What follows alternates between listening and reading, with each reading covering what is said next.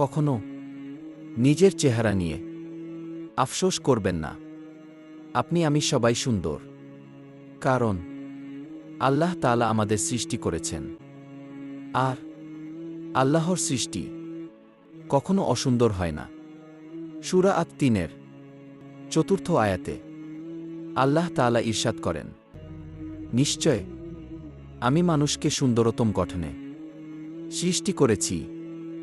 এ সূরায় প্রথম ৩টি আয়াতে বিভিন্ন গুরুত্বপূর্ণ বিষয়ের শপথ করে আল্লাহ তাআলা মানুষের আকৃতি ও প্রকৃতি সম্পর্কে বর্ণনা করেছেন।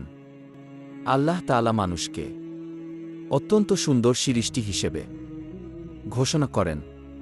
সৃষ্টি জগতের মধ্যে মানুষের আকৃতি সবচেয়ে সুন্দর।